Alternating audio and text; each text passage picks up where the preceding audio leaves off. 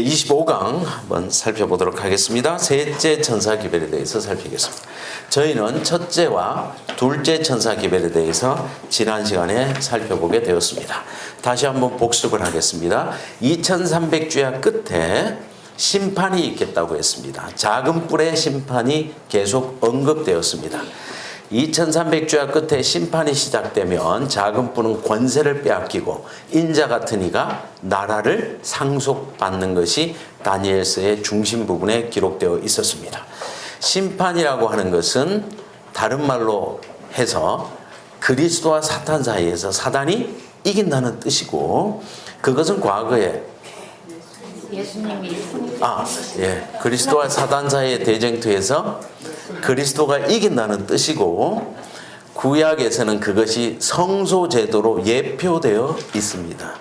그래서 예수님이 사탄을 이기고 우리가 죄를 이기고 하나님 앞에 나아갈 수 있다는 것은 성소가 정결하게 된다는 말로 바꾸어 표현할 수가 있는 것이죠.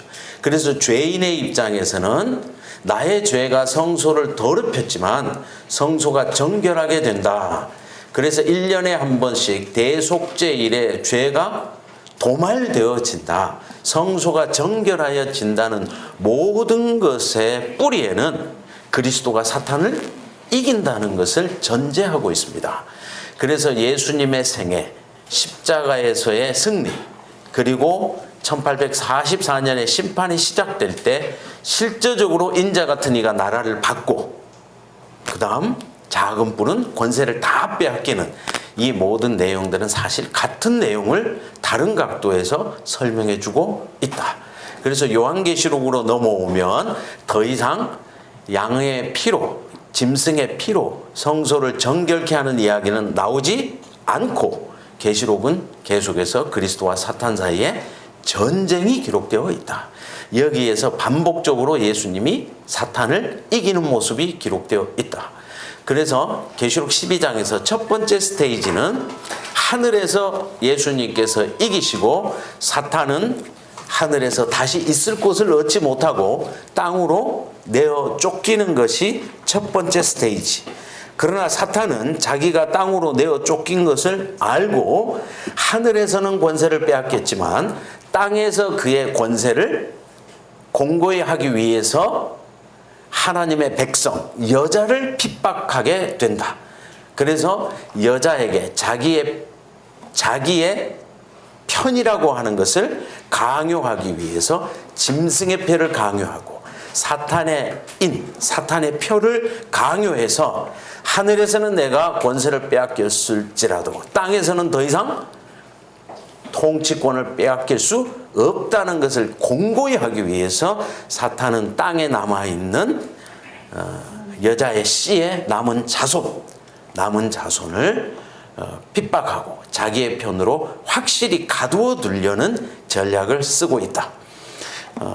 이러한 전략이 사탄의 전략일 때 마지막 하나님의 남은 무리는 세 천사의 기별을 통하여서 사탄의 모든 계획을 실제적으로 이기고 하나님의 복음으로 사탄의 거짓 주장을 완전히 이길 때에 이 땅도 하나님의 나라로 회복되어지면 모든 전쟁은 끝나게 되고 하늘의 성소는 정결하게 되고 모든 대쟁투는 다 종말에 이르게 되는 그 사건의 중심 부분에 저희는 와 있습니다.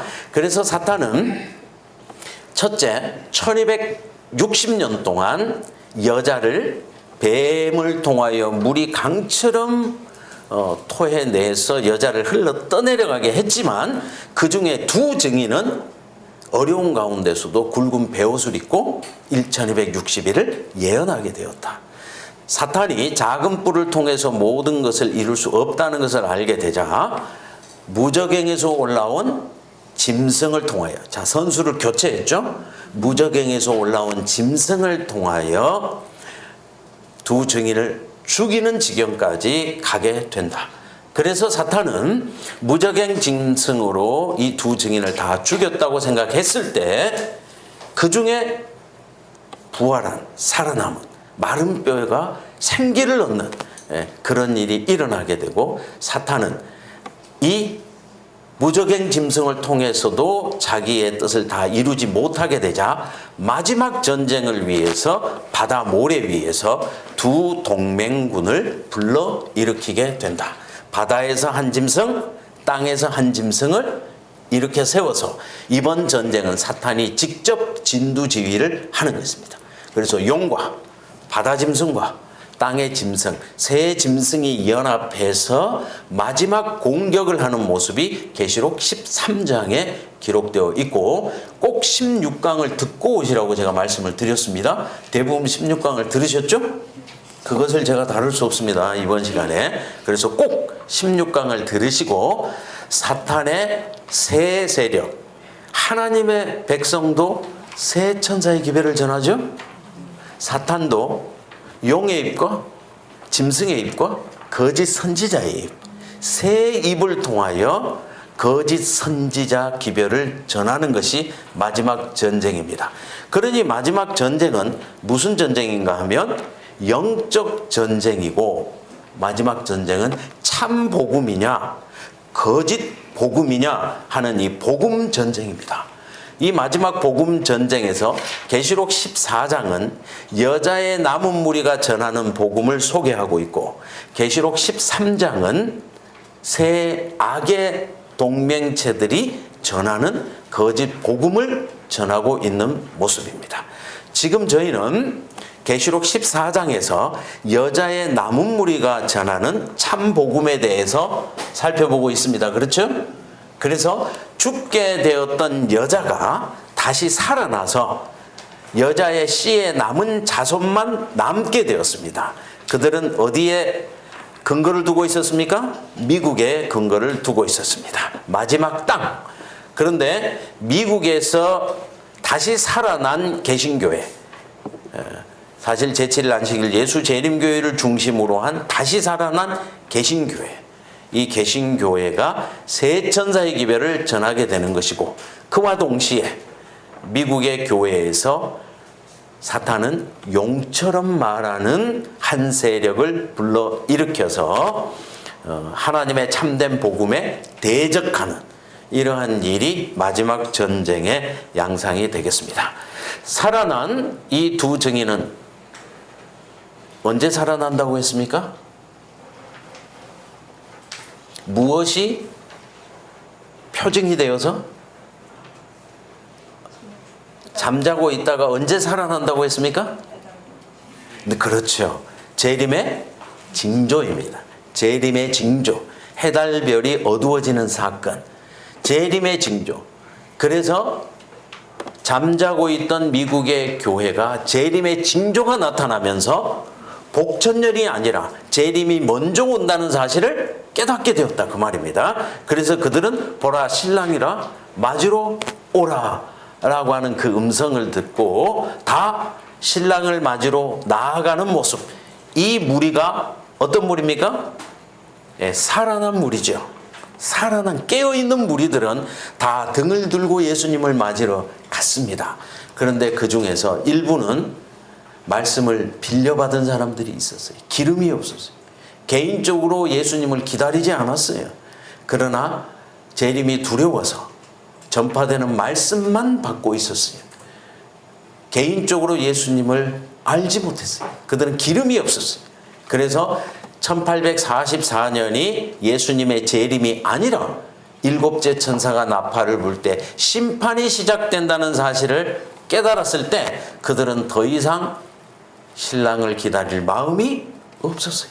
그래서 그들은 떨어져 나가게 되고 이제 마지막까지 살아남은 자들이 셋째 천사의 기별을 받는 모습을 오늘 보게 될 것입니다. 첫째 천사의 기별은 무엇이었습니까? 영원한 복음을 가졌는데 그들이 전하는 복음 중에 핵심적인 것은 그의 심판하실 시간이 이르렀다. 그러므로 그들이 초점을 맞추고 있는 것은 재림과 재림의 때였습니다. 그때가 1844년이라고 생각했습니다. 이 첫째 천사의 기별을 전할 때 미국의 교회는 깨어나기 시작했지만, 한편에서 교회가 깨어난다는 것은 깨어나지 않는 자가 죽는다는 것도 의미합니다. 그래서 깨어나지 않는 백성들은 죽은 상태라는 것이 분명해지면서 그들은 깨어난 교인들을 출교시키기 시작했습니다.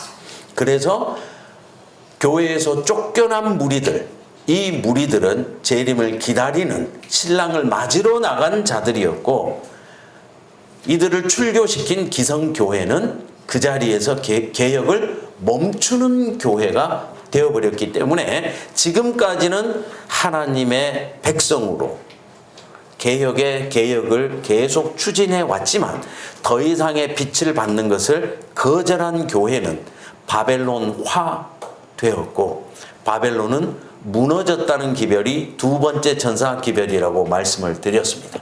그래서 첫째 천사의 기별은 심판하실 시간이 이르렀다는 시간과 함께 예수님의 재림을 기다리라는, 맞이하라는 그 복음이 첫째 천사의 기별이고, 둘째 천사의 기별은 그 기별을 받지 않는 교회는 무너지기 시작했다는 경고의 말씀이고, 이 말씀은 거의 연속적으로 그 뒤를 따라 첫째의 뒤를 따라 둘째가, 둘째의 뒤를 따라 셋째가, 그러므로 재림의 징조와 함께 첫째 천사의 기별은 증거되기 시작하는 것이고, 1844년 여름을 기점으로 해서, 출교를 기점으로 해서 기존의 교회가 무너지기 시작한다는 기별이 전파되기 시작한 것이 둘째 천사의 기별이 전파되기 시작한 것이고, 이 기별은 그때부터 세상 역사 끝까지 계속 전해지는 것입니다. 왜냐하면 그 무너지는 교회 안에도 하나님의 백성이 있습니까? 있지요. 그러니까 다시 예언해야죠. 그렇지 않습니까? 예. 하나님의 남은 무리가 다시 예언해야 된다는 뜻은, 셋째 천사의 기별이 있다는 뜻은 둘째 천사의 기별을 거절했을지라도 그 안에는 하나님의 백성이 들어있기 때문에 세 번째 한 번 더 기별을 전하라, 이렇게 되는 것 아니겠습니까? 그러니까 첫째 천사의 기별은 재림의 징조와 함께 세상 역사 끝까지 계속해서 창조주를 경배하라, 심판의 시간이 이르렀다는 것은 계속 증거되는 것이고, 1844년 여름을 기점으로 해서 둘째 천사의 기별은 세상 역사 끝까지 계속 증거되는 것이고, 1844년에 재림이 오지 않고 실망이 왔을 때부터 시작해서 세 번째 천사의 기별은 계속해서 증거되는 것이기 때문에 이 세 천사의 기별은 삼중 기별이라고 부르는 것이고, 세 번째 천사의 기별을 듣는다는 것은 이미 첫째, 둘째를 포함하고 있다는 것을 의미하는 것입니다. 그래서 우리는 세 천사의 기별이라고 말할 때 이 전체를 말하고, 셋째 천사의 기별이라고 말해도 전체를 말하는 것이다, 이렇게 이해하시면 되겠습니다. 이제 구체적으로 한번 살펴보겠습니다. 113쪽 세 번째 슬라이드를 보시면 2300주야가 다니엘서에 예언되어 있었는데, 이 다니엘서에 예언된 2300주야 끝에 무슨 일이 일어날 것인가 하면 심판이 시작된다. 두 번째, 작은 뿔은 권세를 빼앗긴다. 세 번째, 작은 뿔이 변경했던 때와 법이 회복되어진다. 이것은 예배의 회복이죠. 네 번째, 작은 뿔에게 붙임바되었던 하나님의 백성이 회복된다. 네 번째, 하나님의 비밀이 완전히 공개되어진다. 그래서 오늘 저희가 나누고 있는 이 기별은 다 셋째 천사의 기별에 속하는 것입니다. 네, 셋째 천사의 기별 때 이 복음들이, 하나님의 비밀이 과거의 선지자들을 통해서 땅끝까지 전파된 것처럼 이때에 드디어 하나님의 인봉되었던 비밀이 다 공개되어지는 것이고, 지금 저와 여러분이 나누는 이 내용이 1844년 이후에 공개된 것들입니다. 자, 이제 셋째 천사의 기별을 실제적으로 읽어보겠습니다. 계시록 14장 9절. 또 다른 천사가, 곧 셋째가, 무슨 말인지 아시겠죠? 그 뒤를 따라 큰 음성으로 이르되, 만일 누구든지 짐승과 그의 우상에게 경배하고 이마에나 손에 표를 받으면 밑줄을 그으시고요. 계시록 13장 적으시고 16강 참조 이렇게 적으십시오. 이 부분은 계시록 13장을 요약해서 설명하고 있습니다. 만일 누구든지 짐승과 그의 우상에게 경배하고 이마에나 손에 표를 받으면 이 마지막 전쟁에서 사탄의 편에 서면 그 말이겠지요. 10절 그도 하나님의 진노의 포도주를 마시리니 그 진노의 잔에 섞인 것이 없이 부은 포도주라. 거룩한 천사들 앞과 어린 양 앞에 불과 유황으로 고난을 받으리니. 자, 10절은 계시록 16장 참조 이렇게 하시고 7재앙 그 말입니다. 그러니까 짐승의 표를 받은 자들이 무엇을 받게 된다고요? 7재앙, 마지막 재앙을 받으리니 그 잔에 섞인 것이 없이 부은 것은 7재앙입니다. 그러니까 짐승의 표를 받으면 7재앙을 받는다 그 말이겠죠? 네. 11절 그 고난의 연기가 세세토록 올라가리로다. 이 고난의 연기가 세세토록 올라간다는 것은 소돔 고모라, 즉 완전한 멸망, 다시는 기회가 없는 완전한 파멸을 상징하는 것입니다. 짐승과 그의 우상에게 경배하고 그 이름의 표를 받는 자는 누구든지 밤낮 쉼을 얻지 못하리라.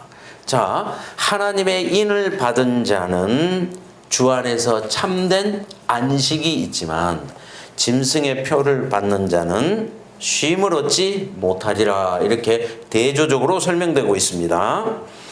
12절 성도들의 인내가 여기 있나니 그들은 하나님의 계명과 예수에 대한 믿음을 지키는 자니라.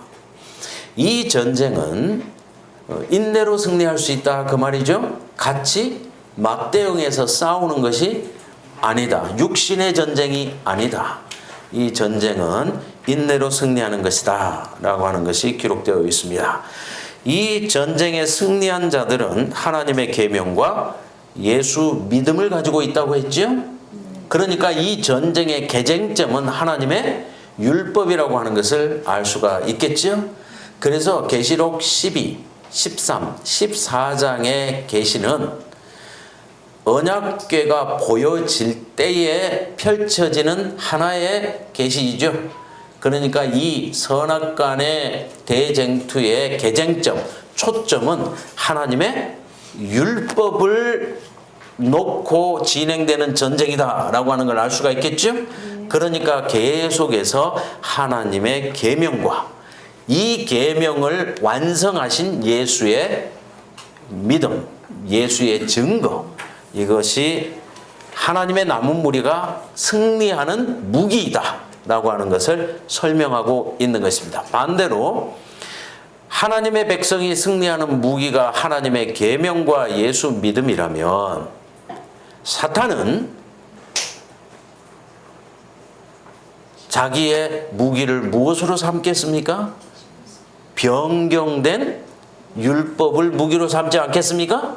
그래서 과거에 사탄이 첫 번째 하나님의 교회를 쓸어버리려는 한 때와 두 때와 반 때 동안 작은 불은 때와 법을 변경했죠. 그런데 이 작전으로 완전히 성공하지 못했어요. 그래서 마지막 한 번 더 전쟁을 해야 됩니다. 그러면 사탄은 똑같은 방법을 사용할 수 있을까요? 힘들겠죠. 그러면 잘 속지 않겠죠. 그래서 이 죽게 되었던 상처가 나은 짐승은 과거와 똑같은 방법을 쓰고 싶은데, 변경된 율법을 사용하고 싶은데 똑같이 사용할 수 없기 때문에 우상을 쓰는 것입니다. 짐승의 우상을 쓰는 것입니다. 본질은 똑같습니다. 본질은 똑같은데 똑같이 나타나면 속지 않을 것이기 때문에 그는 짐승의 우상을 세우게 되는데, 이것이 마지막 시간에 말씀드릴 여덟 번째 머리입니다. 그러니까 여덟 번째 머리는 일곱 번째 머리와 너무나 똑같이 닮았는데 너무 완전히 똑같으면 속지를 않아요. 그래서 짐승에게 일곱 머리가 있어요. 일곱 머리가 있는데 마지막에 여덟 번째 머리도 있다고 설명을 하지만 그 여덟 번째 머리는 일곱 번째 머리의 우상이에요. 완전히 닮은 거예요. 그래서 하나님의 백성은 늘 하나님의 계명과 예수의 피로 승리하게 되는데 사탄은 그것을 도전하기 위해서 변경된 율법과 하나님의 성소를, 즉 그리스도의 피가 적용되는 성소를 회방하는 것입니다. 늘 두 가지입니다. 늘 두 가지. 그래서 하나님의 계명과 성소 제도, 사탄은 변경된 계명과 성소를 회파하는 것, 이 두 가지로 사용하는데, 그래서 중세 한때, 두때, 반때가 마지막 때 반복되어질 것인데 그것은 그대로 반복되는 것이 아니라 우상의 이름으로 반복된다. 자, 이제 13장 15절을 보겠습니다. 여섯 번째 슬라이드입니다. 그가 권세를 받아 그 짐승의 우상에게 생기를 주어 그 짐승의 우상으로 말하게 하고 또 짐승의 우상에게 경배하지 아니하는 자는 몇이든지 다 죽이게 하더라. 그러니까 전쟁에서 실제적으로 전면에 나타나는 것은 무엇이라고요? 짐승의 우상입니다. 제가 16강에서 자세히 설명했습니다. 이것이 바로 적 그리스도입니다. 거짓 그리스도. 거짓 그리스도와 거짓 선지자. 그러니까 예수님께서 마태 24장에 마지막 때에 주의해야 될 것은 거짓 그리스도들과 거짓 선지자들이 많이 나타나서 너희를 미혹한다는 것이었죠. 그래서 사탄이 사용하는 마지막 무기는 거짓 그리스도와 거짓 선지자들인데 그들이 사용하는 것이 무엇이냐? 짐승의 우상입니다. 그렇다면 짐승의 우상은 본질은 무엇이죠? 짐승이죠. 본질은 짐승이죠. 그러나 겉으로 볼 때는 무엇인가요? 우상입니다. 그러니까 그가 한때와 두때와 반때 동안 하나님의 백성을 완전히 쓸어버리려는 똑같은 전략이 마지막에 반복될 것이지만 언뜻 봐서는 새로운 것이다 그 말이에요. 언뜻 봐서는 새로운 것이 우상이기 때문에 본질이 감춰져 있어요. 그러나 그것을 자세히 살펴보면 과거에 짐승이 했던 일을 똑같이 하게 된다. 그래서 이 짐승의 우상에게 권세를 주고 생기를 주는 것은 땅의 짐승입니다. 땅에서 올라온 짐승이에요. 그러니까 겉으로 볼 때는 미국과 같은 개신교의 국가가 순수하게 일을 진행하는 것처럼 보입니다. 그러나 실제로 그가 만든 우상은 첫째 짐승의 우상이에요. 바다에서 올라온 짐승. 과거에 활동했던 작은 뿔의 우상이다 그 말이에요. 그러니까 언뜻 볼 때는 양의 모양을 하고 있어요. 새끼양 같은 짐승이 활동하고 있어요. 그러나 그걸 자세히 살펴보면 첫째 짐승, 바다 짐승, 작은 뿔이 다시 살아난 모습으로 활동하고 있다는 것을 알 수가 있습니다. 그러니 이 마지막 전쟁이 얼마나 무서운 전쟁이고 얼마나 자세히 살펴야 이 우상을 판단할 수 있는, 그래서 거짓 그리스도라는 말을 쓰는 것이고 거짓 선지자라는 말을 쓰는 것입니다. 다시 한번 여섯 번째 슬라이드 밑에 있는 박스를 살펴보겠습니다. 짐승의 우상은 무엇이냐? 땅에서 올라온 새끼양 같은 짐승이 바다에서 올라온 짐승의 우상을 만듭니다. 그러니까 활동은 미국이 하는 것이고 실제로 그 속 내용은 작은 뿔을 그대로 닮은 내용이라는 걸 알 수가 있겠죠. 자, 16강을 다시 반복해 보겠습니다. 일곱 번째 슬라이드, 짐승의 우상에 대해서 각 시대의 대쟁투를 그대로 읽어 보겠습니다. 일곱 번째 슬라이드, 이 기별에서 말한 짐승, 곧 두 뿔 가진 짐승이 경배하라고 강요하는 그 짐승은, 자, 첫째 짐승이죠. 요한계시록 13장의 첫째 짐승, 곧 표범과 같은 짐승인 법왕권이다. 그러므로 짐승의 우상은 자기의 교리를 강요하기 위하여 국권의 도움을 구함으로 생겨나게 될 배교한 개신교들의 단체를 나타낸다. 조금 어렵죠? 짐승의 우상은 자기의 교리를 강요하기 위하여 국권, 뭐죠? 정치의 도움을 구함으로 생겨나게 될 배교한 개신교도들의 단체이다. 자, 이해가 안 되면 어떻게 해야 될까요? 외우면 되죠. 이해가 안 되면 외웁니다. 근데 이해가 다 가면 외울 필요가 없지요. 웃을 일이 아니고요. 저희가 항상 그렇습니다. 우리 선생님들이 많이 오셨지만 우리 초등학교, 중학교 시절에는 이해는 안 되지만 다 외웁니다. 그리고 그것이 무슨 뜻이 있는지는 철들면 압니다. 이솝 도화도 이해는 안 되지만 깔깔대고 기억을 하고 있습니다. 그러나 이솝 우화가 초등학교 이야기만 이야기하는 게 아니죠. 그 안에는 참 깊은 뜻이 있습니다. 마찬가지로 여러분이 짐승의 우상 너무 중요하기 때문에 이해해 주셔야 되고, 이해가 안 되면 암기를 해서라도 머릿속에 가지고 계셔야 돼요. 자, 과거에 짐승이 탄생할 때 그들은 그들의 교리가 성경에 근거하지 않았기 때문에 나라의 힘을 빌렸습니다. 컨스탄틴 황제가 그 일을 했다고 말입니다. 그가 황제였기 때문에 그는 첫째는 정치적인 권력을 가지고 있어요. 두 번째는 교리에는 관심이 없어요. 나라가 평안한 데만 관심이 있어요. 그래서 대세를 따라가는 것입니다. 그래서 교부들을 모아놓고 회의를 진행했습니다. 그래서 여러분들이 교회 역사상 첫 번째 이루어졌던 중요한 회의들은 대부분 회의에 참석한 사람이 신실한 기독교인들입니다. 그래서 가톨릭 교회의 초기 역사는 상당히 건전합니다. 교부들이 모여서 회의를 합니다. 의장은 누군가요? 황제입니다. 황제가 이렇게 회의를 하는데 다수결을 따릅니다. 그래서 다수결로 딱 결정을 한 다음에 소수에게는 무조건 따로 이렇게 결정하는 그게 문제가 생긴 거죠. 그러니까 그렇게 한 것은 크게 나쁘지 않았어요. 그래서 성경을 결정하고 중요한 교리를 결정하고 예수님이 하나님의 아들이시다 라고 한 걸 그때 결정했어요. 나쁜 결정이 아니죠. 그래서 대부분의 결정은 잘 되었어요. 성경 66권을 결정하고 예수님이 삼위일체를 결정하고 이런 것들은 대부분 다 초대교회 그 당시에 교부들이 모여서 결정을 했기 때문에 잘 된 거예요.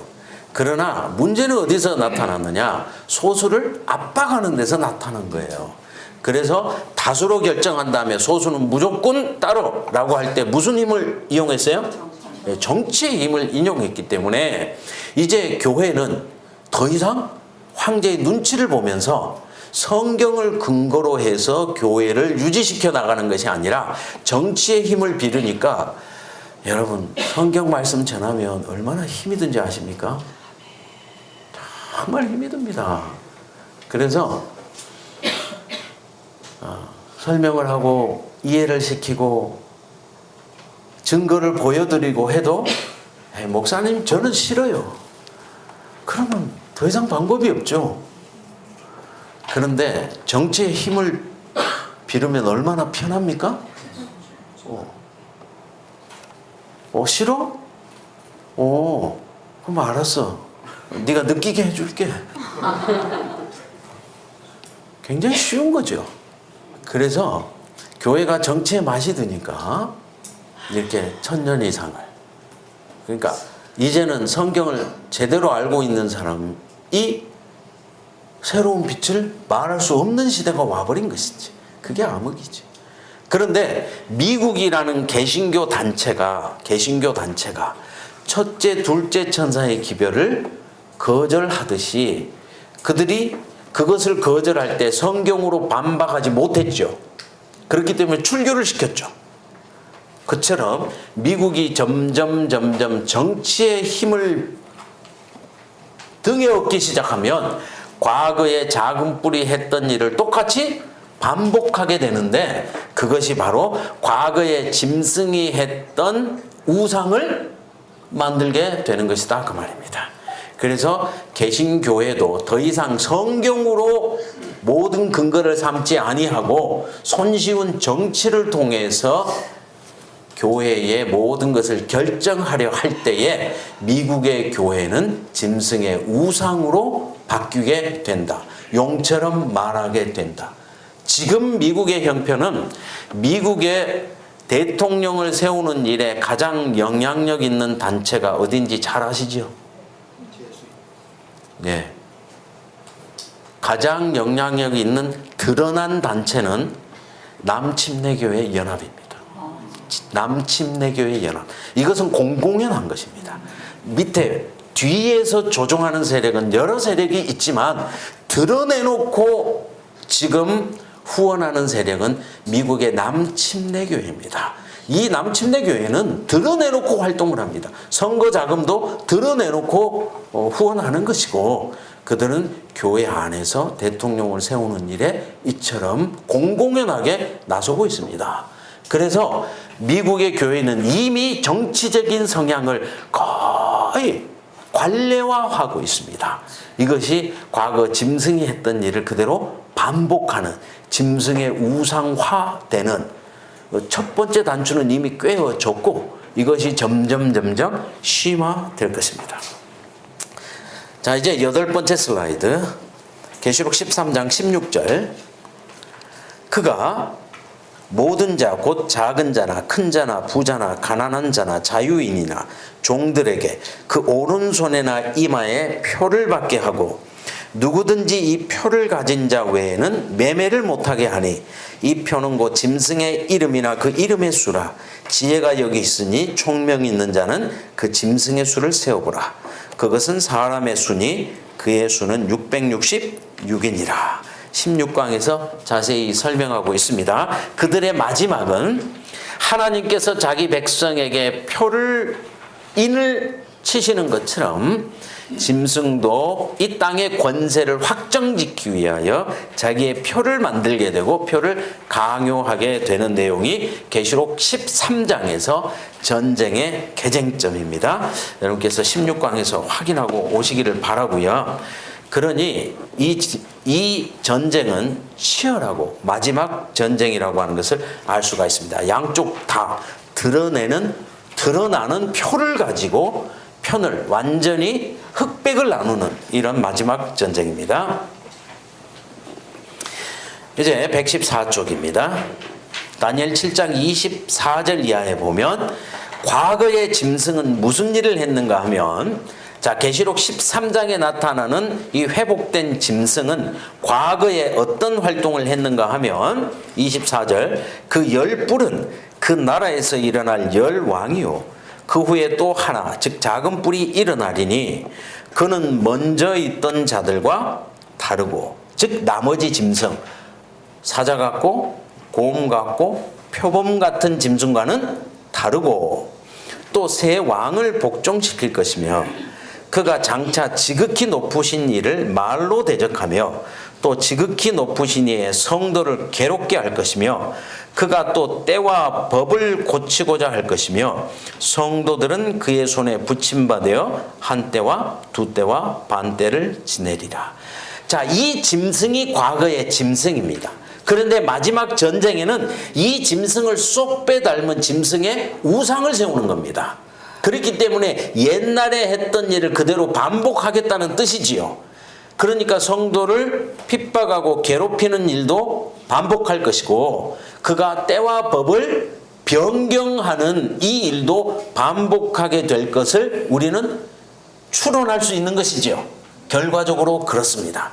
그래서 이 짐승의 우상은 과거 짐승이 했던 그 일을 그대로 반복하기 때문에 때와 법을 변경시키는 것이고, 이 때와 법을 변경시키지 않은 하나님의 율법이 하나님의 인이 되는 것이고, 변경된 이 율법이 짐승의 표가 되는 것입니다. 그런데 이 짐승은 나머지 짐승과 다릅니다. 사람의 흉내를 냅니다. 그래서 사람의 입 같은 것도 있고 사람의 눈 같은 것도 있고 그래서 사람처럼 큰 말을 하는 모습이 나머지 짐승과 다릅니다. 짐승이 이 땅의 정치 경제적인 세력이라면 자, 짐승과 사람은 차원이 좀 다르죠? 그렇죠? 예, 하나님이 만드신 모든 피조물 중에 짐승은 흙으로 만들었지만 사람은 흙으로만 만들지 않았습니다. 흙으로 만든 우리 아담에게 하나님께서 생기를 불어넣었습니다. 접촉이 있었다고 말입니다. 생기를 불어넣을 때 사람이 되었습니다. 예수님께서 부활하신 후에 제자들을 첫 번째 만나셔서 뭐라고 했습니까? 숨을 내쉬며 성령을 받으라 이렇게 말씀하셨습니다. 그래서 구약의 첫 번째 시작이 하나님께서 코에 하고 생기를 불어넣어 준 것처럼 예수님께서 부활하셔서 첫 번째 하신 일이 다시 한번 숨을 몰아쉬시면서 성령을 받으라 이렇게 말씀하신 것이다 그 말이죠. 차원이 다릅니다. 마찬가지로 짐승이 사자 같고 곰 같고 표범 같은 짐승이 이 땅의 권세를 상징한다면 짐승이 사람의 흉내를 낸다는 것은 짐승이 하나님의 자리에 자기가 앉고 싶다는 표현이겠죠. 그래서 이 네 번째 짐승 작은 뿔은 관심이 이 땅의 정치 경제가 아니고 하나님 보호자에 앉고 싶은 것이 자기의 관심이라고 하는 것입니다. 이것이 과거에 작은 뿔이 했던 일인데 이것이 짐승의 우상으로 마지막 전쟁에서 반복된다라고 하는 것입니다. 자, 이제 두 번째 슬라이드를 보시겠습니다. 그렇다면 2300주야 끝은 예수님의 재림이 아니라고 하는 것은 확실해졌습니다. 그렇다면 2300주야 끝에 어떤 일이 일어나는가? 2300주야까지니 라는 말은 그때에 지금까지 짓밟혔던 일들이 회복된다는 것이겠죠? 그러니까 밑에 다니엘 8장 13절에는 매일 드리는 제사와 망하게 하는 죄악에 대한 일과 성소와 백성이 내어준 바 되고 짓밟힐 일이 어느 때까지냐고 물었을 때 2300주야까지라고 대답했으니 2300주야가 되면 매일 드리는 제사는 회복이 되고 자 위에 도표를 보세요. 그렇다면 참 예배가 회복된다는 것이겠죠? 그렇죠? 예, 참 예배가 회복되고 두 번째 망하게 하는 죄악이 끝난다는 것은 작은 뿔이 오염시킨 성경의 많은 오염된 것들이 회복된다는 것이겠죠? 네.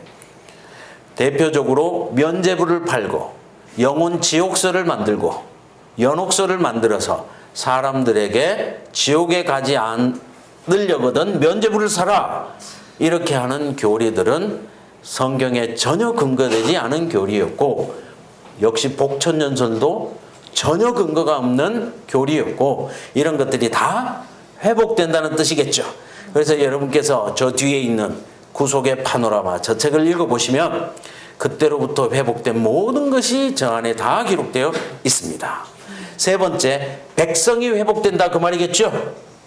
그러므로 남은 무리가 집결한다는 뜻이겠죠. 다시 예언할 때, 즉 엘리야가 예언할 때 숨어있던 7,000명이 집결하게 되었습니다. 그렇죠? 신구약을 순간적으로 이동해도 여러분 빨리빨리 따라오셔야 돼요. 예. 첫 번째 증인은 그 일을 다 완수하지 못했을지라도 두 번째 보내심을 받은 엘리야가 참된 제단을 회복했을 때 숨어있는 7천을 알게 되었습니다. 마찬가지로 마지막 때에도 다시 예언하는 일이 있게 되면 1844년에 이 복음이 하나님의 비밀이 완전히 공개되게 되면 지금까지 숨어있던 남은 무리가 집결하는 일이 일어나게 될 것이라고 하는 것이죠. 이 모든 일이 실제적으로 1844년 이후에 이 땅에서 일어나는 것을 볼 때에 이 예언이 정확하게 성취되어진 것이라 하는 것을 우리는 알 수가 있겠죠. 그것이 바로 우리 밀러의 재림운동 이후에 미국에서 탄생한 무리들입니다.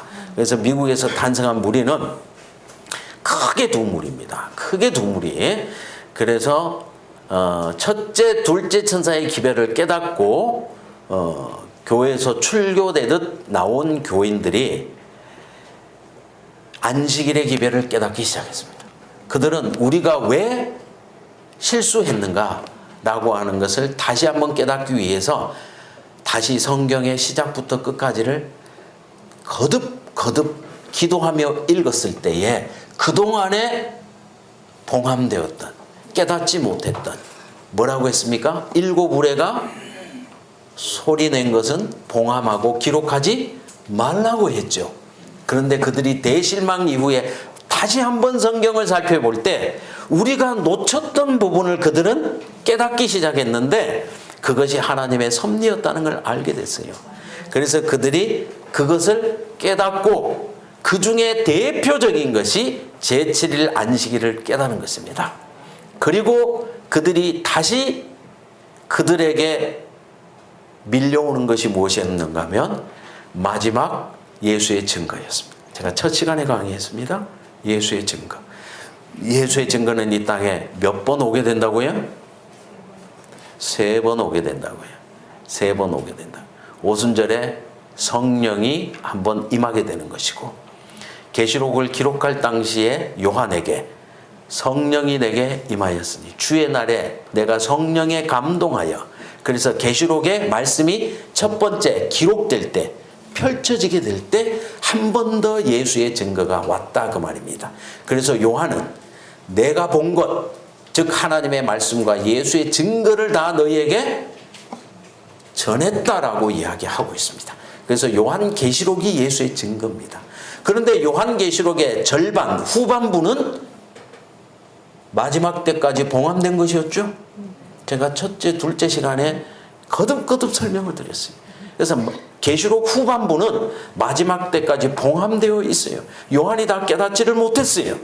그렇다면 계시록을 기록할 당시에 성령이 와서 요한에게 계시록을 기록해 주었는데, 계시록 후반부는 요한과 같은 선지자가 나타나서 기록된 내용을 해석해 줘야 되지 않겠습니까? 그것이 마지막 예수의 증거이고, 그러므로 마지막 예수의 증거는 새로운 것을 예언하는 게 아니죠. 새로운 교리를 주는 게 아니죠. 봉함되었던 계시록 후반부의 말씀을 펼쳐주는 것이 마지막 선지자의 임무다 그 말입니다. 그래서 엘렌 화이트를 통하여 계시가 오기 시작했습니다. 화이트이 새로운 계시를 주는 것이 아니고, 대실망이 온 이후는 우리가 1844년을 잘못 이해했기 때문인데, 하나님께서 지금부터 성소가 정결하게 된다는 말이 무슨 말인지를 나에게 계시로 보여주기 시작한다는 것을 교회 앞에 나와서 증언하기 시작했습니다.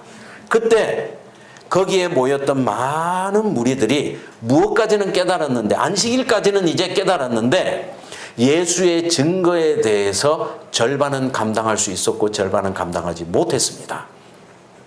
그래서 화이트 선지자의 기별을 여러 각도에서 증언했지만 그것을 감당하지 못하는 일단의 무리들은 이 무리에서 이탈하게 되었습니다. 그들이 그래서 처음에 이탈하기 전에 모여있는 이 무리들을 사바테리언 에벤티스트 그렇게 부르고 있습니다. 사바테리언, 안식일을 지키는 에드벤티스트, 재림 성도들 이렇게 불렀습니다. 그러니까 사바테리언 에드벤티스트가 한 곳에서, 이제 기성교회에서는 출교당했죠. 예배 장소가 없지요. 그들은 장소를 빌려가면서 모여서 예배도 드리고 회의도 하게 되었는데, 그들이 안식일을 깨닫고 드디어 안식일을 준수하기 시작했지만, 화이트를 통해서 계시가 오게 될 때 그 무리들은 다 긴장했습니다. 이것을 우리가 감당할 수 있겠느냐, 이것이 과연 무슨 말이냐. 그래서 화이트를 시험하는 중에 일단에 사실 조금 급한 무리들은 우리는 도저히 감당할 수 없다, 마지막 때의 선지자라니, 그렇게 해서 그들은 떨어져 나가게 되는데, 그들이 지금 미국에 있는 하나님의 교회입니다. Church of God. 미국에서는 굉장히 큰 교세를 자랑하고 있습니다.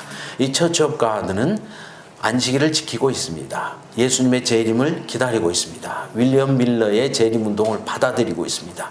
첫째와 둘째 천사의 기별을 이해하고 있습니다. 그러나 무엇을 받지 않았나요? 셋째 천사 기별의 마지막을 받지 못한 것이지요.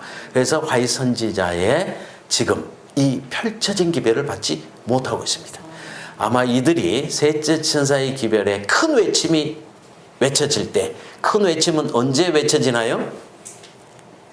사형명령이 내리게 되면, 일요일 휴업령이 내리게 되면 큰 외침에 들어가는, 제가 언뜻 말씀을 드린 것처럼 사형명령은 하나님의 마지막 축복입니다.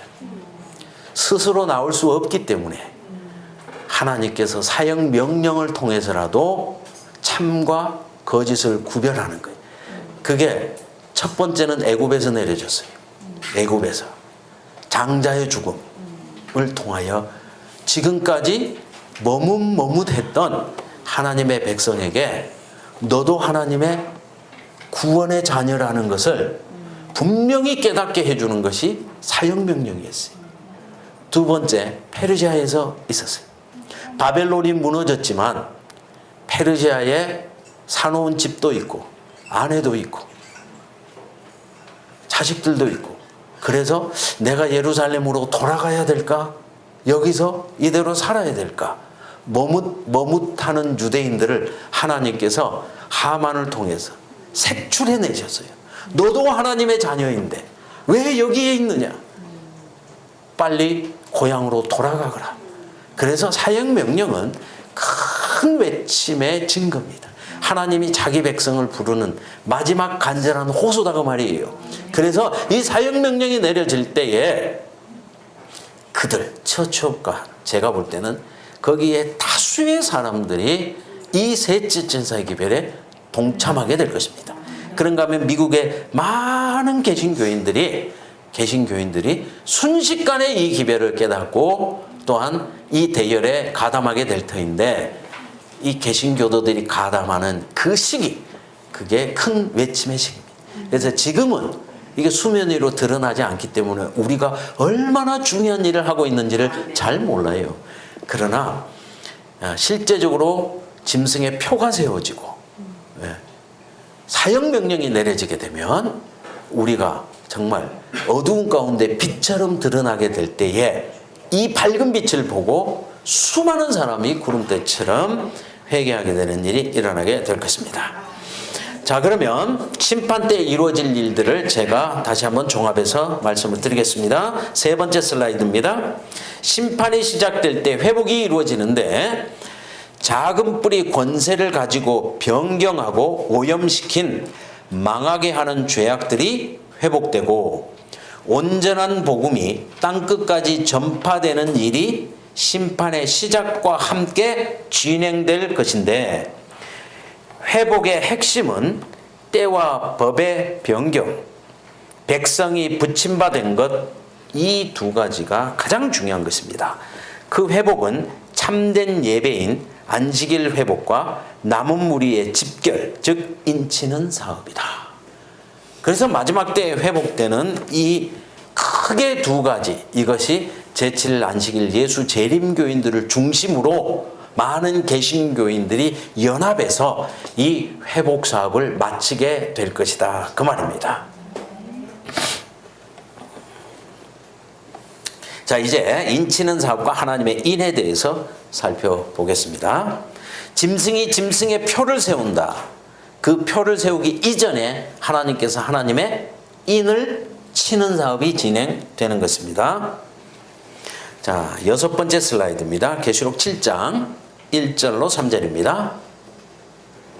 2일 후에 내가 네 천사가 땅 네 모퉁이에 선 것을 보니 땅의 사방 바람을 붙잡아 바람으로 하여금 땅에나 바다에나 각종 나무에 불지 못하게 하더라. 이게 여섯 번째 인과 일곱 번째 인 사이에 있는 종말의 사건인데, 마지막 사건을 요한계시록은 입체적으로 보여주고 있습니다.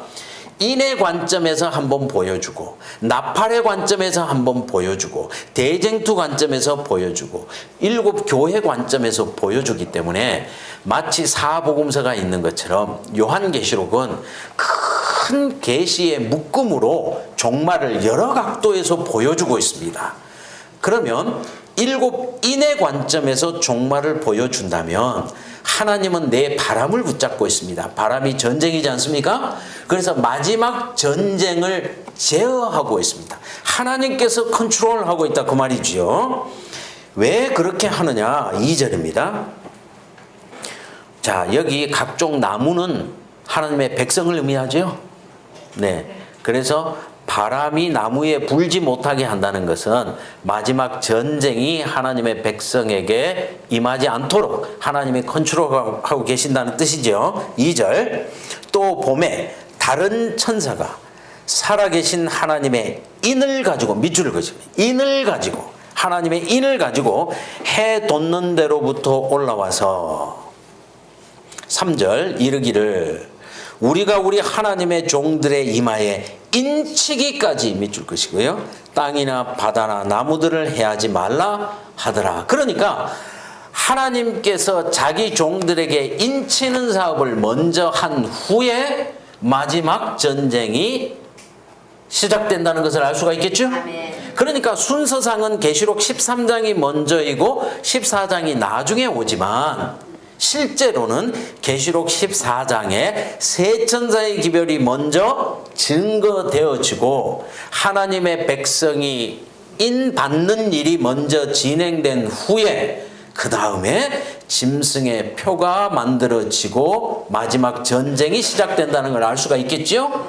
사실 참된 것이 먼저 와야 거짓은 의미가 있죠? 그렇겠죠? 참이 없는데 거짓이 무슨 의미가 있겠습니까? 네, 그래서 하나님의 참된 복음이 땅끝까지 증거된 후에 거짓 복음이 전쟁을 위해서 나타나는 것입니다. 그래서 지금 짐승의 표라든지 그 다음에 짐승의 우상이라든지 이런 것들은 아직 실체를 완전히 드러내지 않았고 지금은 하나님의 복음이 땅끝까지 증거되고 세 천사의 기별이 증거되고 하나님의 인치는 일이 거의 끝나가는 시점에 우리가 살아가고 있습니다. 이 인치는 일이 끝나게 되면 곧바로 거짓이 실체를 드러내게 될 터인데 그 시간은 굉장히 짧은 것입니다. 그래서 하나님께서 자기 백성을 인치는 사업이 시간이 오래 지체되는 것처럼 보이지만 인치는 사업이 끝나게 되면 더 이상 지체할 시간이 없어요. 신속하게 일은 진행되어지는 것이라는 것을 알 수가 있습니다. 자, 이제 히브리 6장 19절부터 보시면 예수님이 지성소로 들어가면 자기 백성도 어린 양을 따라 들어가야 되겠죠? 그래서 히브리 6장 19절 우리가 이 소망을 가지고 있는 것은 영혼의 닷 같아서 튼튼하고 견고하여 휘장 안에 들어가나니 그리로 앞서가신 예수께서 멜기세덱의 반차를 따라 영원히 대제사장이 되어 우리를 위하여 들어가셨느니라. 그렇다면 1844년에 또 하나의 중요한 사건이 일어나는데 하나님의 성소가 열리고 언약궤가 보이고 인자 같은 이가 옛적부터 항상 계신 자 앞으로 인도되고 즉 예수님께서 지성소로 들어갔다는 뜻이면 하나님의 백성들도 지성소로 따라 들어간다는 뜻이겠죠. 그래서 하나님의 백성들이 지성소에 들어가 보니 뭐를 발견하게 된 것입니까? 십계명을 발견하게 된 것이고 지금까지 때와 법이 변경되어 있었다는 것을 확실하게 깨닫게 되고 지금까지는 일요일이 무엇이고 안식일이 무엇인지에 대해서 그들은 관심이 없었는데 지성소로 따라 들어가니 거기에 하늘의 율법의 원본이 있다는 사실을 알게 되었고 하나님께서 창조 때부터 세상 역사 마지막까지 이 예배에 관한 날짜가 전혀 변경된 적이 없고 안식일의 참된 의미가 무엇인가 하는 것이 드디어 하나 둘씩 깨달아지기 시작하면서 그들은 지성소로 따라 들어갈 때에 드디어 하나님의 계명을 되찾게 되었고, 이 계명을 완성해 주시는 예수님의 피, 성소 제도가 무엇인지를 분명히 알게 되었다 그 말입니다. 과거에 하나님의 율법이 주어질 때, 십계명이 주어질 때는 항상 성소에 담아 주셨어요. 자, 이 말을 좀 잘 기억하세요. 율법은 두 개의 돌비만 주는 게 아니에요. 지성소 안에 보관되는 것이죠. 만약에 성소가 없다면 율법은 주어질 수가 없어요. 백성이 감당할 수가 없어요. 그렇기 때문에 우리는 성소에 예수 그리스도의 피를 가지고 단계마다 피를 뿌리면서 율법까지 접근해 갈 수가 있는 거예요. 율법 위에, 율법 뚜껑이 하나님의 임재가 있는 시은좌 아니겠습니까? 그렇죠?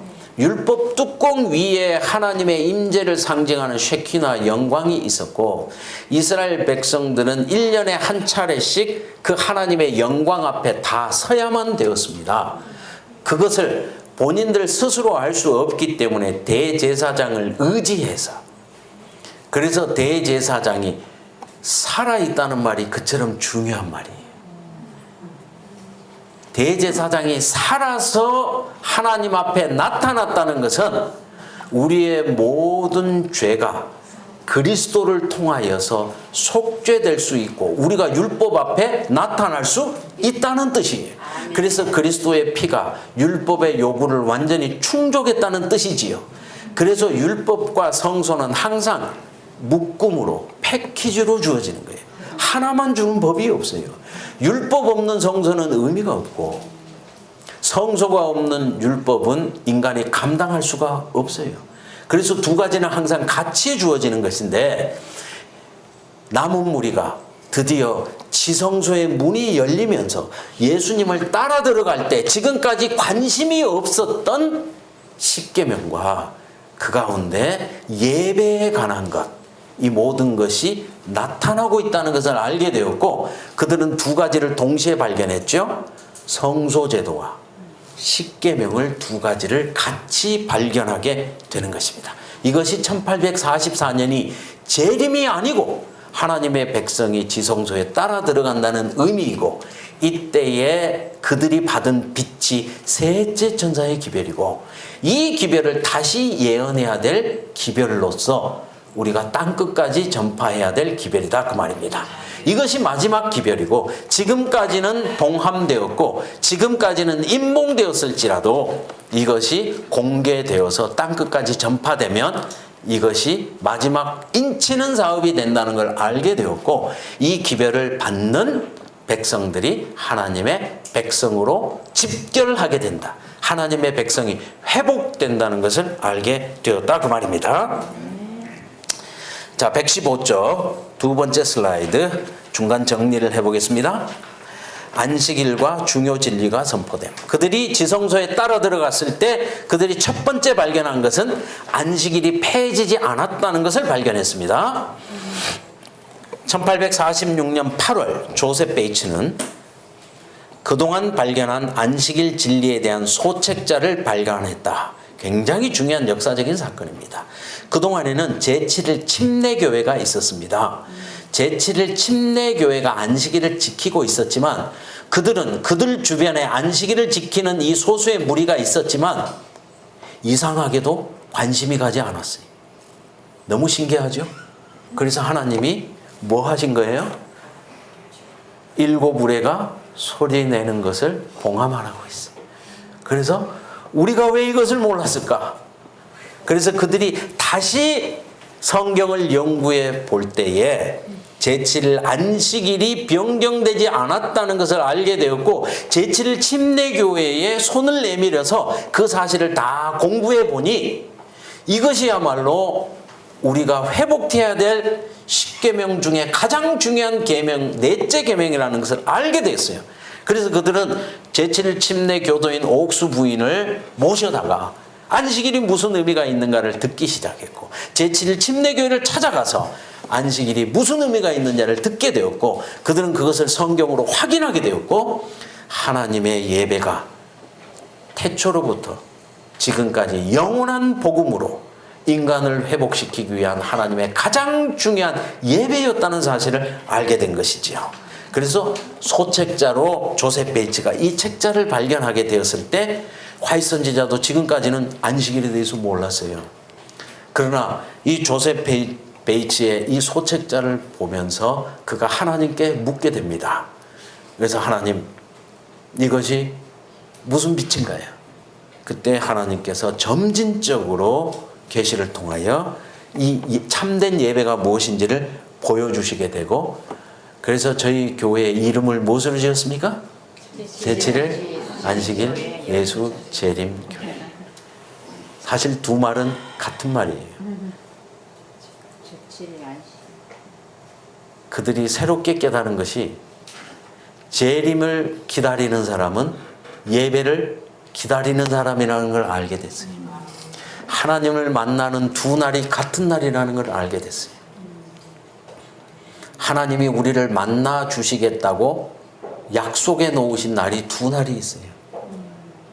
예배 날과 재림의 날이에요. 그래서 재림의 날은 큰 안식일이고 안식일이 작은 재림이라는 걸 깨달은 거예요. 우리가 지금까지 재림 신자로 불리움을 받고 있는데, 우리가 재림을 기다리면서 제7일마다 다가오는 하나님을 만나는 이 예배의 날짜에 대해서 우리가 깨닫지 못했다는 사실을 알게 된 거예요. 그래서 재림을 기다리는 신자는 반드시 제7일 안식일에 하나님을 만나야 된다는 사실을 깨닫게 된 거예요. 그래서 이 두 날이 같은 날이기 때문에 저희가 이름을 붙일 때 제7일 안식일 예수 재림교회로 이름을 붙이게 된 것이고, 이것은 선지자를 통하여 확정된 기별이었어요. 그래서 우리 이름 속에 가장 중요한 하나님을 만나는 이 두 가지가 포함되게 된 것이죠. 그래서 성소진리, 예언의 신, 안식일은 제7일 재림 교도들에게 지계표와 같은 진리로 받아들여졌다. 그러니까 성소진리, 예언의 신, 안식일, 이 세 가지가 경계석, 지계표와 같다고 말입니다. 그 후 안식일 진리가 하나님의 인이라는 사실과 일요일이 짐승의 표로 나타날 것을 분명히 깨닫게 됩니다. 지금 일요일 예배하는 것은 짐승의 표가 아닙니다. 그런데 사실 짐승의 표는 장래에 나타나게 될 것입니다. 그래서 지금 일요일 날 예배 드리는 것은 짐승의 표가 아니고, 일요일 날 예배를 드리는 수많은 사람 중에 내 백성이 거기에 다 숨어 있는 것이죠.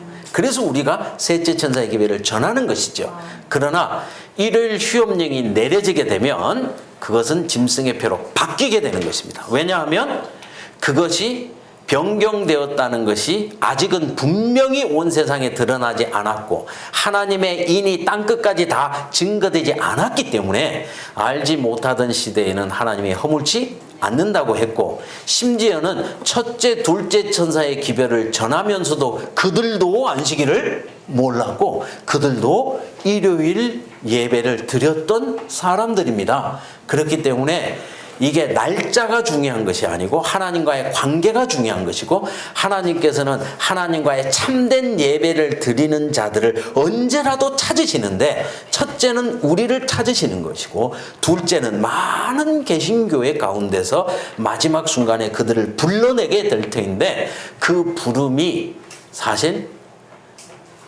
마지막 때에 아주 짧은 기간 안에 다 이루어지게 될 것이고, 그때는 모든 사람이 변론의 여지가 없이 제7일 안식일과 제 첫째 날인 일요일을 깨닫게 될 때에 그것이 짐승의 표로 바뀌게 될 것이다, 그 말입니다. 자, 처음부터 출애굽기 31장 13절을 보시면 이제 드디어 그들이 구약의 성경을 읽을 때 안식일이 하나님의 인이라는 사실을 드디어 깨닫기 시작했습니다. 출애굽기 31장 13절 너는 이스라엘 자손에게 말하여 이르기를 너희는 나의 안식일을 지키라. 이는 나와 너희 사이에 너희 대대의 표징이니 표징의 밑줄을 그시고요. 그래서 지금까지는 그냥 지나갔던 이 말씀들이 드디어 이해되기 시작했습니다. 그래서 안식일이 하나님과 하나님 백성의 표가 된다는 사실을 그들은 구약 성경을 통하여 확인하게 되었습니다. 나는 너희를 거룩하게 하는 여호와인 줄 너희가 알게 하려 함이라.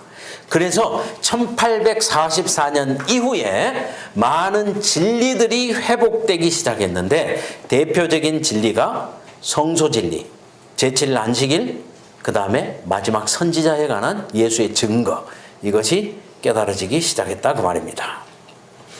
이것이 요한계시록 14장 전반부입니다. 이 셋째 천사의 기별, 이것은 마지막 비밀이 공개되는 기별이고 지성소에 따라 들어가는 기별이고 율법이 환히 이 땅에 회복되는 기별이고 그것의 중심에 율법을 이루는 성소와 율법의 네 번째 계명인 제7일 안식일 계명이 포함되어 있었다는 사실이고 이 모든 것을 회복하기 위하여 하나님께서 마지막 선지자를 이 땅에 보내주신다는 사실이었습니다.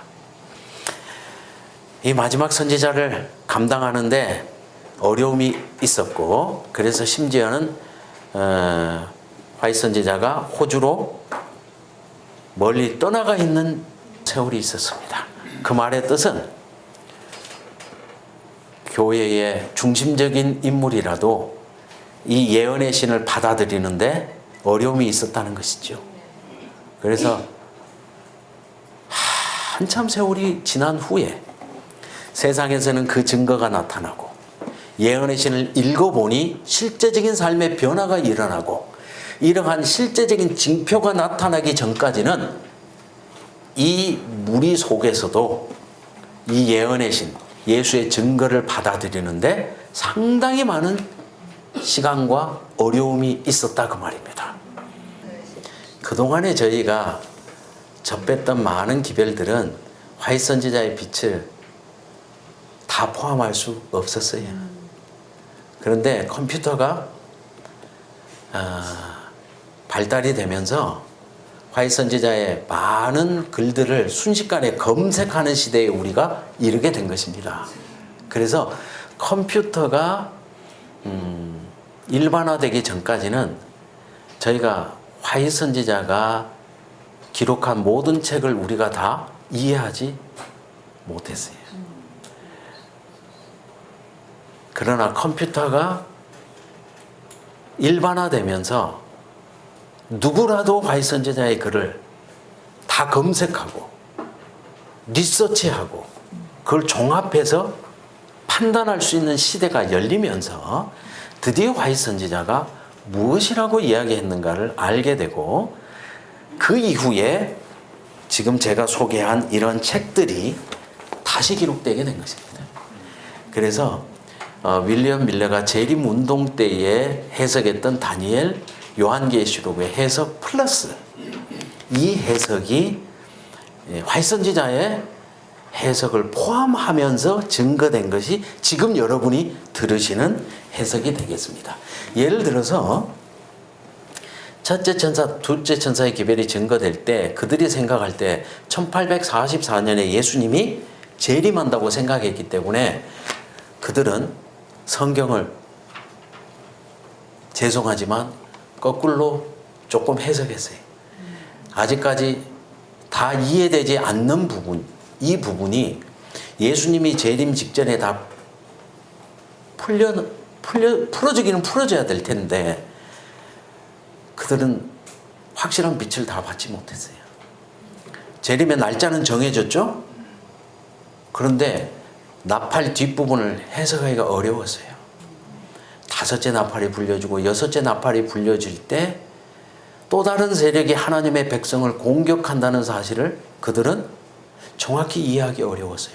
그래서 그들은 적그리스도의 세력은 이해할 수 있었으나 남방왕, 정치 경제적인 주체를 이해하지를 잘 못했어요.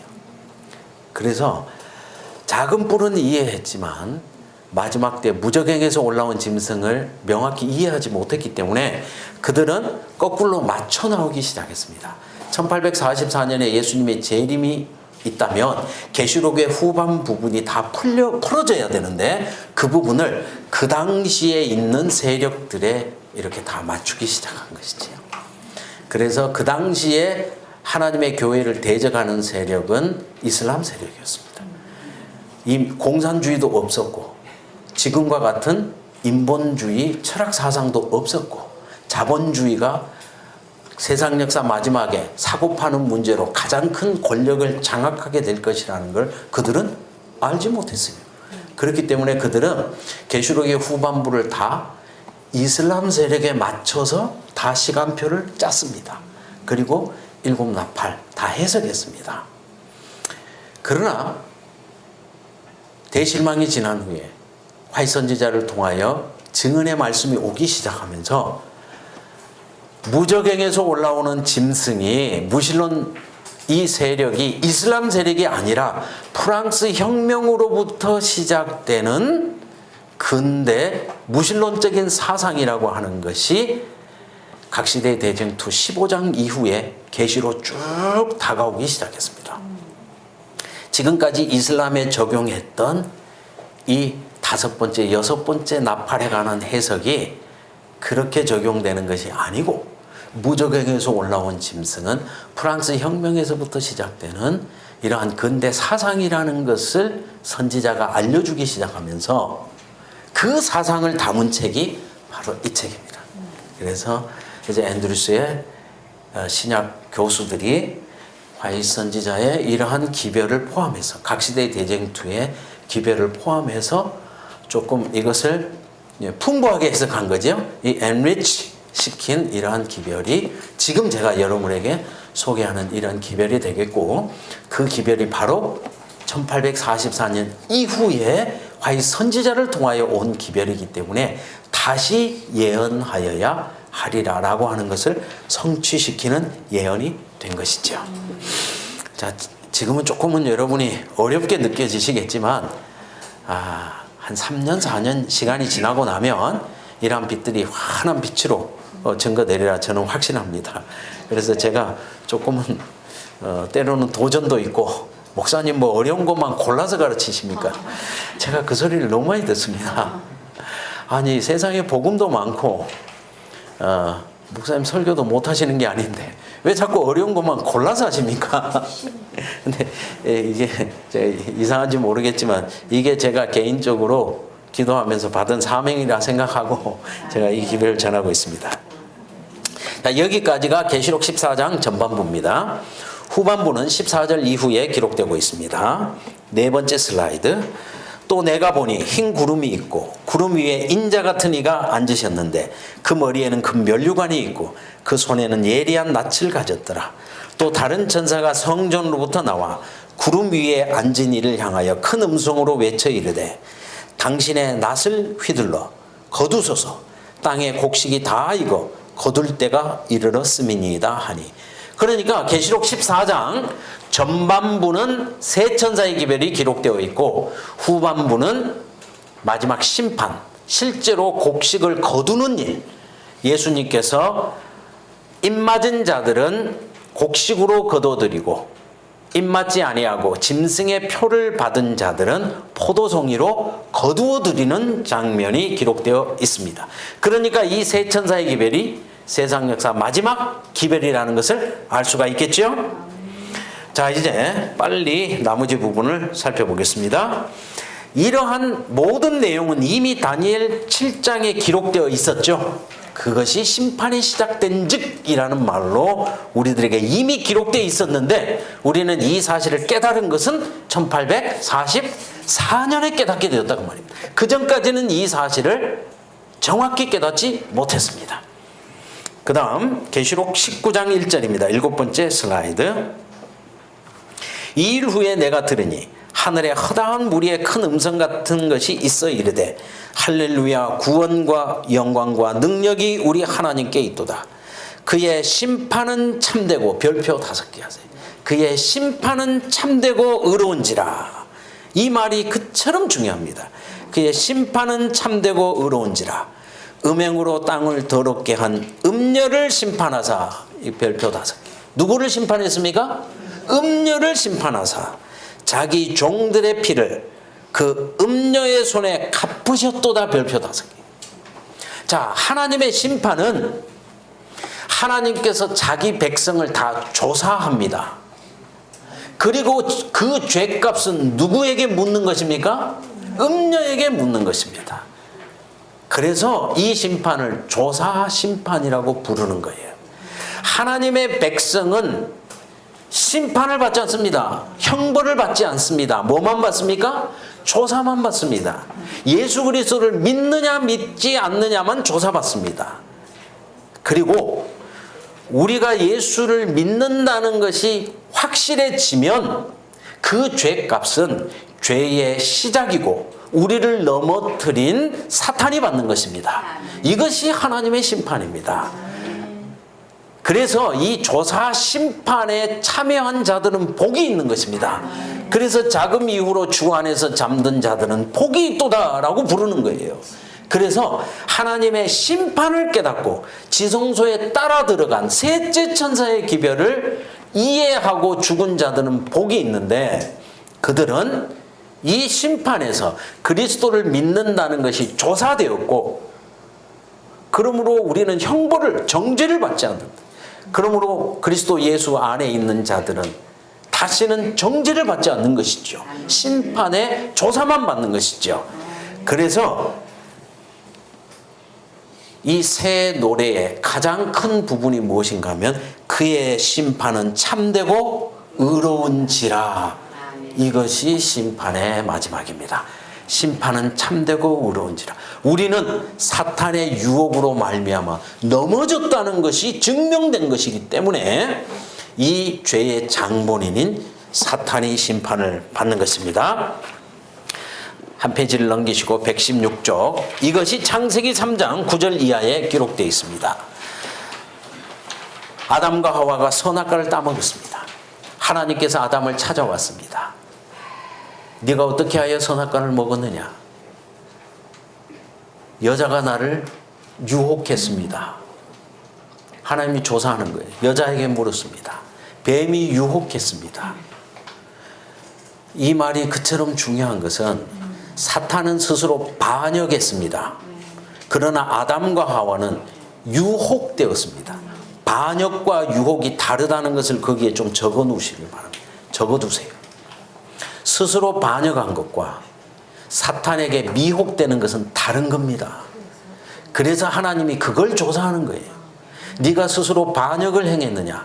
누군가 너를 유혹했느냐? 그걸 물으신 거예요. 아담과 하와가 우리가 하나님을 반역한 것이 아니라 뱀에게 미혹되었습니다 라고 대답했습니다. 그때 하나님께서 아담과 하와에게는 두 번째 길을 열어주셨습니다. 잉태에, 해산에 고통이 있겠지만 생명을 이어갈 것이고, 머리에 땀을 흘려야 되겠지만 식물을 얻을 것이라. 범죄하면 정령 죽으리라 했지만 하나님은 죽지 아니하고 두 번째 길을 열어주신 것입니다. 아담과 하와는 조사 후에 생명의 길을 열어주셨고, 뱀에게는 저주하시고 뱀에게는 심판을 경고하셨습니다. 이것이 조사 심판이라는 뜻입니다. 그래서 조사 심판은 하나님께서 자기 백성을 심판할 때 첫째 조사하는 것입니다. 그리스도를 믿느냐 믿지 않느냐. 여러분, 우리가 죄를 해결하는 방법이 두 가지가 있습니다. 예수 그리스도를 믿음으로 하나님의 율법에 순종함으로 극복한 죄가 있습니다. 하나님의 열매를 맺은 것이 있습니다. 그것은 하나님이 잘하였도다 칭찬하십니다. 그런데 두 번째, 회개한 죄가 있습니다. 회개했다는 말의 뜻, 여러분 좀 적어두세요. 옆에. 회개라는 말의 뜻은 내가 죄를 경험했지만 이 죄는 나에게 행복을 주지 않고, 그러므로 이 죄를 사탄에게 옮겨주십시오 라고 하는 것이 회개의 뜻입니다. 이 죄는 저에게 행복을 주지 않고 이 죄는 사탄으로부터 왔기 때문에 사탄에게 옮겨주십시오 라고 하는 것이 회개의 뜻입니다. 그것이 성소제도에서 늘 반복됐던 거예요. 자기의 죄를 양에게 옮기고 마지막 아사셀까지 옮기는 이 모든 행위는 우리가 지금 회개해야 되는 과정을 그대로 보여주고 있어요. 그 과정의 핵심은 무엇입니까? 저는 이 죄를 원치 않기 때문에 아사셀 염소에게 옮겨주십시오 라고 하는 것이 제사제도가 가르쳐주는 회개의 의미예요. 그래서 하나님, 제가 죄를 경험해 보았지만 이것은 저에게 행복을 주지 않습니다. 이 죄는 하나님으로부터 온 것이 아니고 사탄으로부터 온 것임을 제가 알았습니다. 그렇기 때문에 이 죄는 아사셀 염소에게 옮겨주십시오 라고 하는 것이 회개의 의미이고, 그럴 때 하나님께서 2배로 영광을 받으세요. 하늘의 모든 존재들은 하나님의 방법이 의롭다는 것을 노래할 수는 있지만 사단의 방법이 틀렸다는 것을 노래할 수 없어요. 경험이 없기 때문에 그래요. 하나님의 방법이 참되다는 것을 그들은 알고 있지만 사탄의 방법이 틀렸다는 것을 노래할 수 없어요. 그러나 우리만이, 회개한 사람만 사탄의 방법이 틀렸다는 것을 경험의 노래를 할 수 있어요. 이것 때문에 대쟁투가 끝나는 거예요. 이게 없으면 못 끝나는 거예요. 그래서 하나님이 이처럼 오랫동안 심판을 연기해 오는 거예요. 그것은 사탄의 열매가 무엇인지를 완전히 드러내기 위해서 이 마지막까지 대쟁투가 진행되고 있는 것이고, 우리가 이 마지막 회개하는 죄를 통하여서 사탄의 방법이 잘못되었다는 것을 노래할 때 대쟁투는 완전히 끝나게 되고 그의 심판은 참되고 의롭다는 것이, 즉 하나님이 공의롭다는 것이 증거되게 되고 모든 것은 끝나는 거예요. 사탄은 계속해서 다른 방법으로 이 땅에서 영원히 살 길을 모색하고 있지만 사탄의 방법이 잘못되었다는 것이 밝혀지게 되면 사탄은 하늘에서 추방된 것처럼 땅에서도 영원히 추방되고 모든 것이 끝나게 되는데, 그 경험의 노래를 부를 사람은 회개한 의인밖에 없습니다. 그것을 조사하는 심판이 조사심판인 것이죠. 그것이 지금 지성소에서 진행되는 일이고, 심판이 시작되면 작은 뿔은, 사탄은 권세를 빼앗기는 이유가 바로 우리가 회개한 죄 때문에 그래요. 우리의 죄가 낱낱이 첫째 다 드러나요. 그런데 그 죄가 다 사탄에 의한 것이라는 것이 밝혀지게 되면 하나님께서 2배로 영광을 받으시는 거예요. 이것이 우리가 마지막 하나님의 백성으로 그에게 영광을 돌리는 일을 행하는 본질이 되는 것입니다. 이제 마지막 셋째 천사의 기별을 정리해 보겠습니다. 2번째 슬라이드. 셋째 천사 기별은 심판의 시간이 임박했다는 기별과 함께 그동안 작은 뿔에 의해서 짓밟혀온 안식일 기별, 성소 진리 등이 회복되고, 회복된 기별이 땅끝까지 증거될 것을 보여준다. 이 기별을 거절하는 바벨론 거민들은 결국 짐승의 표를 받을 것인데, 그 회복은 안식일이 하나님의 인이 되기 때문이다. 그러니까 하나님의 인의 반대편에 짐승의 표가 있다는 것이고, 이러한 사역 명령은 하나님의 마지막 복음이라고 말씀드렸죠? 네. 불분명했던 모든 것을 하나님이 명확하게 선을 긋는 작업이 짐승의 표와 하나님의 인과 사역 명령이고, 이것이 마지막 하나님의 복음이라고 하는 것입니다. 제가 마지막 2 슬라이드는 다루지 못했지만 구약의 마지막이 예배 전쟁입니다. 제가 한 2분만 정리를 해드릴까요? 예수님이 공생애를 시작하실 때, 여러분이 이제 요한복음을 다시 한번 읽어보세요. 침례를 받으시고 첫 번째 시험을 받고 공중 앞에 나타나신 것이 공생애의 시작이죠. 성소를 정결케 했습니다. 성소를 정결케 했습니다. 우연이 아니죠. 성소를 정결케 했습니다. 이스라엘 백성들이 그 일로 인하여서 예수님을 거절했습니다. 이것이 첫 번째 유월절입니다. 예수님이 첫 번째 유월절. 유월절은 의미가 있죠. 당신이 어떠한 죽음을 죽어야 될지 유월절에 돌아가실 거죠? 근데 예수님이 유월절에 참석하는 기회가 4번 있어요. 예수님이 3년 반을 공생애를 하셨는데 3년 반에 유월절은 4번 옵니다. 3년 반이지만 4번 올 수 있죠.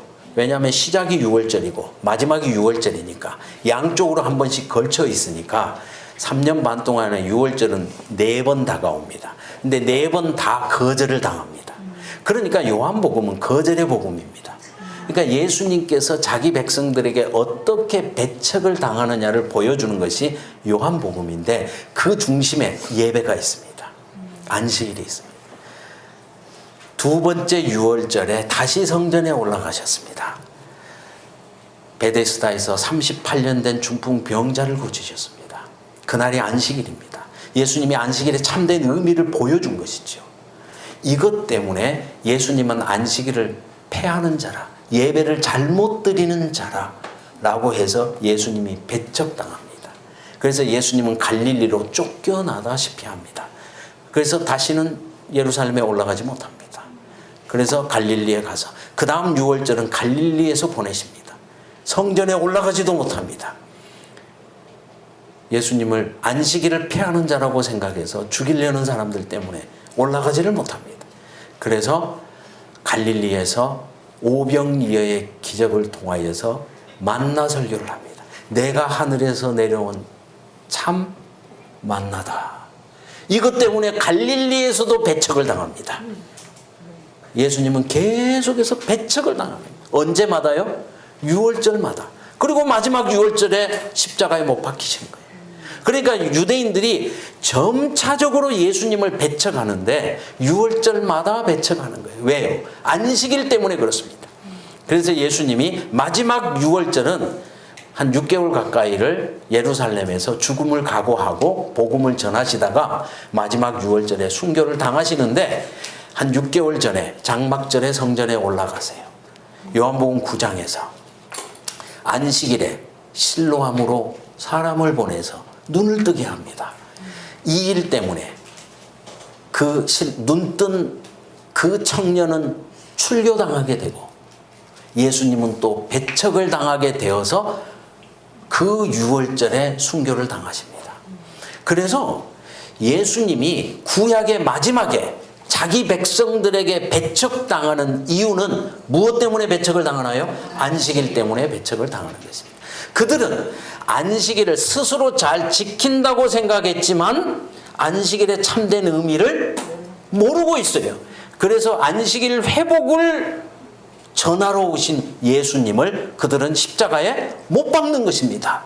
그래서 구약의 마지막이 잘못된 예배를 회복하려는 예수님의 안식일 회복운동과 그것을 감당하지 못하는 유대인이 예수님을 십자가에 못 박는 이것이 구약 역사의 마지막 장면이에요. 예배 전쟁이다 그 말이에요. 예수님은 안식일마다 병자를 고치시고 복음을 증거하셨는데 유대인들은 외식했습니다. 그러므로 참된 안식일을 증거하는 예수님을 4번 거절합니다. 예수님은 일부러 안식일마다 병자를 고칩니다. 유대인들은 그가 안식일을 폐하는 자라고 생각하고 예수님을 십자가에 못 박습니다. 이것이 구약의 마지막 장면입니다. 신약의 마지막이 역시 예배 회복입니다. 안식일 회복입니다. 이것이 셋째 천사의 기별이고 이것이 하나님의 인입니다. 그래서 저희가 회복해야 될 것은 2가지입니다. 안식일 날짜와 안식일의 참된 의미를 회복하는 거예요. 안식일의 참된 의미. 외식하지 말고 정말 예수님께서 회복하려 하셨던 그 안식일의 의미를 회복하는 것이 마지막 셋째 천사의 기별의 본질이고 그 내용을 제가 부록책에 적어 놓았습니다. 그래서 부록책을 보시면 여러분 잠깐만 부록을 한번 보실까요? 부록책을 보시면